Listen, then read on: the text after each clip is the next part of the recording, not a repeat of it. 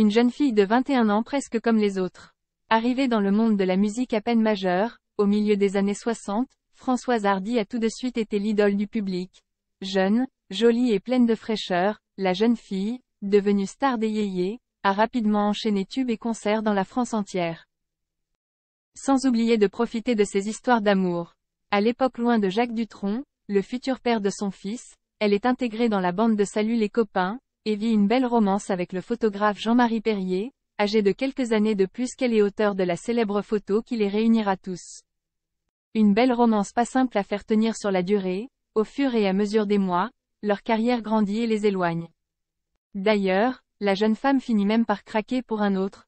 Le 3 février 1965, elle part pour une longue tournée avec 3 autres chanteurs, Hugo Frey, Éric Chardin et Ronnie Bird. Tous les 4 doivent faire 42 dates, dans plusieurs pays comme la Suisse et l'Italie. À l'époque, le dernier est encore peu connu du grand public et commence à faire carrière avec des reprises de standards américains traduits en français. Un peu plus jeune que la chanteuse, il finira par lui taper dans l'œil, comme elle l'avait révélé dans Marie-Claire, malgré son couple avec Jean-Marie Perrier. C'était une tournée à succès mais j'étais si malheureuse de ne jamais voir Jean-Marie Perrier pendant cette tournée qui a duré 2 interminables mois, que Jay finit par m'amouracher du chanteur qui passait en levée de rideau, Ronnie Bird, un jeune artiste talentueux et un garçon adorable. Avait-elle révélé une amourette que sa biographie, Le temps de l'amour, de Christian Eudeline, aborde, qualifiant de certains rapprochements la petite histoire entre les deux chanteurs, il aborde aussi l'éloignement passager de Jean-Marie Perrier, qui est lui-même pris dans sa carrière. Un éloignement et une petite romance qui ne les a cependant pas séparés immédiatement. Retournant auprès de son photographe après la tournée, Françoise Hardy ne se séparera de lui que plusieurs mois plus tard.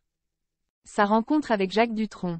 Et c'est d'ailleurs dans cette période qu'elle rencontrera l'homme de sa vie, le chanteur Jacques Dutronc.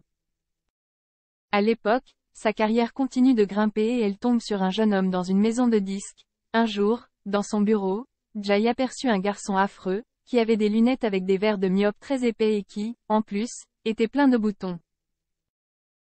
Donc, Jay à peine fait attention à lui. Racontait-elle en interview récemment. Je l'ai retrouvé quand je faisais de la scène.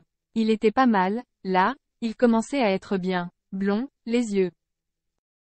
Avait-elle ensuite complété auprès de nos confrères du Parisien. À l'époque, tous les deux se croisent régulièrement mais ne se parlent pas. Jusqu'à ce que la chanteuse, qui a 23 ans à l'époque, ne prenne son courage à 2 mains. Elle l'invite dans la maison de Monticello, en Corse, qu'elle a fait construire avec Jean-Marie Perrier. Ils ne se quitteront plus. Nous avions si peur l'une de l'autre, que je m'enivrais pour la première fois de ma vie. Lui, qui s'exprime si peu, me parla pendant des heures, et tout se termina sur l'oreiller. Mais mon degré d'ébriété était tel que je ne me souviens de rien. Racontait à Marc-Olivier Fogiel lors d'un entretien pour son émission Le Divan. Parent de Thomas, en 1973, mais séparé plusieurs années avant sa mort, il n'avait jamais divorcé.